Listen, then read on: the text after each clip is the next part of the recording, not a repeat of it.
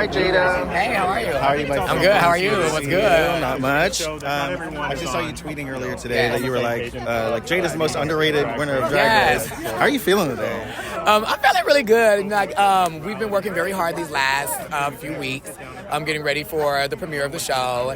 And so while we were working very hard, I haven't really been able to check out my social media as much. And if the girls know me, I'm very much a Twitter girl. And so I'm always on there. But there was a post that was going around, like just sending me a lot of love and a lot of appreciation. And I ended up finding it like over 500,000 likes later and views later. And so it just makes me feel really good, especially like moving into the premiere of the show. I feel like I did work really hard on the show. And so it just gives me extra power to know like I'm ready to take on whatever happens, whatever's next. And I had seen that tweet a couple days prior. Yeah. They were like showing your runway package. And I said, oh, she saw it. Okay, amazing. How would you say the experience has changed you being on this show?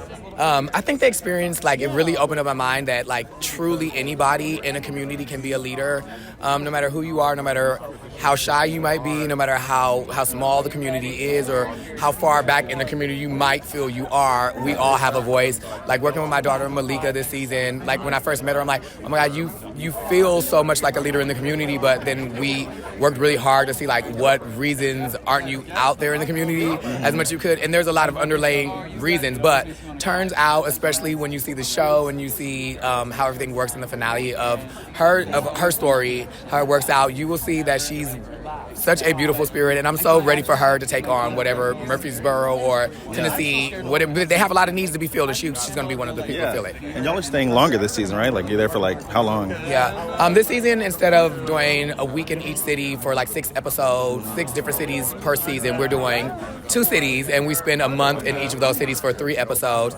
So it feels, the format feels a lot different, but it allows us to be in the community and, like, do, like, more research. You get to see us, like, dig in and, like, get more understanding, not just about, like, it's like so surface level, like, okay, these are your issues, let's do a drag show and we're going to be healed over that, but it's more like, let's talk about these issues, let's go deeper and understand why, let's see what's happening in the community to affect the people around those spaces and understand how that's working, and it's almost like we did investigative journalism this time. It was really deep. Yeah. And this show is like a critical darling. Yeah. If you win an Emmy, who's the first person you're going to call? If I win an Emmy, I feel like who would I call first? I feel like I'm going to call my mama first because she always is, like, rooting for me. But I feel like I have so much support from my family and my friends and people back at home in my city of Milwaukee. Mm-hmm. They hold it down for me that by the time they tell me that I've won this Emmy, they will all have been tuned in and saw it happen. So, right, they already know. So, yeah. I mean, they gave you a parade when you won. Absolutely. They love me down. So exactly. I'll probably call my mama and I'll just scream into the phone. That's what happened. I love that. All right. Thank you, Jaida. Appreciate you. Congrats. This is huge. Thank you. Yeah. Literally, absolutely. Really being here. Yeah, absolutely. Thank you, too. What's your name? Hello. How you doing? Hey, Latrice. I'm Tolliver. How you doing? I'm wonderful. How you doing? I'm doing wonderful. So great to meet you after being a fan for so long. How you feeling tonight? I know it's like a general question, but we're here on the HBO red carpet. How you feeling, girl? I'm excited. I'm ecstatic. I'm like beyond over the moon. This is all exciting. This is also very exciting. How did it feel? Because I just learned from Jaida that y'all were in those cities for like a month. Yeah. What did it feel like being in a place for that long? Small town. I was saying, not in Kansas anymore. No, it was intense at times, but you really get a chance to like get in to the heart of what the issues and the root of the problems are and the fear. And they, most of the time they can hold it together for a week, but us being there a month, no, you can't hide it. True colors start coming out. And so we got to see the true colors, and I think we made some differences and an impact for sure. Yeah. I've always wondered watching the show, they have the opening package where like the queens y'all walk into the city or whatever and people are going, is that really how it goes? Oh, honey. When you have a motley crew like us with a camera crew promenading through a little town, baby, they definitely are watching and looking. It's pretty wild to see the reactions, and even wilder to hear some of the reactions. Yeah. All right. Yeah, the slurs are real. Oh, yeah. Okay. I was going to say we're looking forward to that, but I'm not looking forward to it. No, you're not looking forward to that, but it does shed light. That's why I'm so happy about the show, because it definitely sheds light and lets everyone know that, like, we get a little bit in our own bubble and get kind of comfortable and a false sense of security. And these people in these rural areas don't have the big city feel. They don't feel safe. They are under a microscope, you know what I mean? And so we coming in and saying, hey, you should be able to be who you are wherever you are, especially if you're paying rent and a mortgage. Period. Okay, and like obviously the show has like been Emmy nominated in the past and whatnot. Who's the first person you would call if you won an Emmy? Oh my God, Jesus. Oh my God. Oh my God, don't even go there, because I got the direct line. I got the private line, you know. All right, well, congratulations. This is incredible. Thank you so much. Thank you so much. Take care. Hello, how are you? Yes, you're back. You complimented my shirt, and I said, oh. It's good. It's right. Sasha Velour likes my shirt. I know. I would wear that shirt. That's how I know. Okay, amazing. Okay, so I didn't know that you all were in these cities for like a whole month. Yes, we lived there. Yeah. Do you sort of miss the place when you're gone? Like, do you sort of like keep these places with you when you leave? Yeah, for sure. Yeah.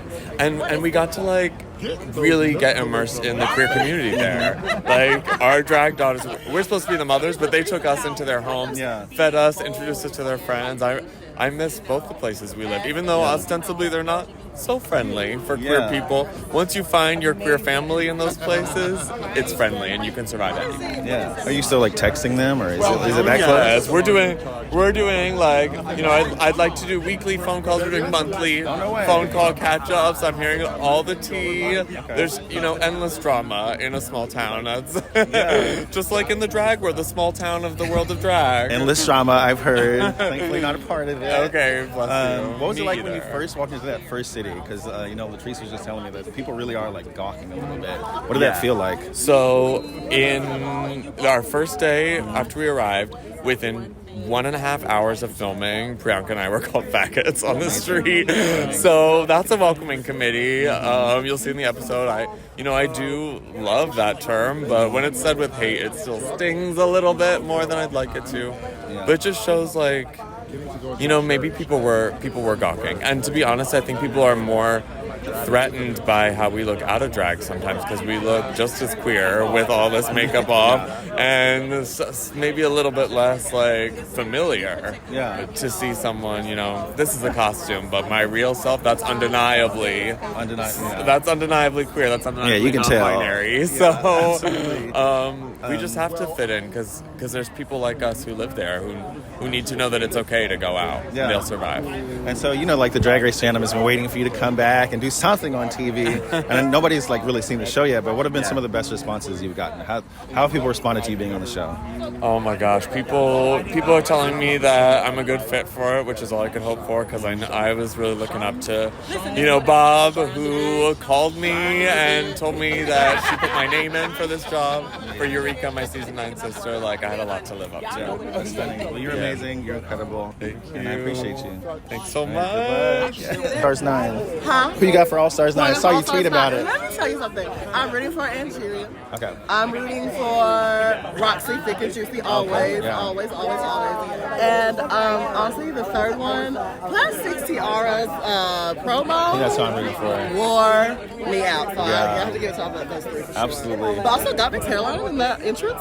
Sickening. So it's a lot of good things. How you feel about them not getting no money? Huh? Well, the thing is, I think they got paid. Oh, okay. I think they got paid a fee to be there. Okay. And then a stipend, so I'm like, well, they got money, so. And now we're trying to save the world, so it's like, okay, drag queens really are out here doing the work. So. You look like you better save the world in this house. You know, I'm always ready to save the world. They call me Captain Gapaho. Okay. But I do call you that, actually. Thank when you. You're not around. My name in prison. Appreciate you. I'm so tired. They're like, Hi, Priyanka. Hi. Coming for you. Come through. We're coming for you. Come through. Okay. I'm an American girl now, so. Didn't see that coming, but I made it. Enjoyed it. You know, this segues into my first question. So you were a TV host, and you were in Canada's Drag Race, and now you're here. We're here. You're here on We're Here. Did you see this trajectory for yourself? Yes. Yeah, I knew you were going to say that. Yes. Yeah. I think that inside it feels like I won a contest. You know, like, okay, you know Taylor Swift's award show reaction face? Yeah, sure. That's me all the time. What is it? It's like, Like that, yeah.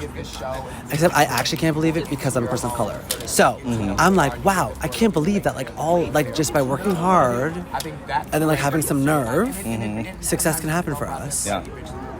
Like, look what you're doing. You have a job. I just sure do. You're interviewing people. I sure do. Like, this I'm is getting fired after tonight. But because you're talking to me. you're gonna say I'm gonna take a job. You're gonna say it. So I did see it for myself, but it's almost like I had to. Be otherwise, because everyone that I can tell, like, oh, I'm gonna go do, even up to now, even with all the success, with all the wins, even up to now, if I'm like, oh, I'm gonna do something, somebody always tries to put a hurdle in it. And it's not because of hate, it's not because they don't think I can't do it, it's just because, like, naturally we're all trained to think that things can't happen. Yeah. But they can. Do you think that having 3 queens of color made it more difficult for y'all, like, in these cities? Wow. Okay, so I would say, I would think the answer to that would be yes, but I'm gonna say no because there are so many people of color in the South. Okay, yeah. So they were like seeing themselves, but queer versions, and they were like, what's all this about? And they were like, you know, it wasn't just like, I don't know, what's that word called? It's like white people stuff. White people stuff. Exactly.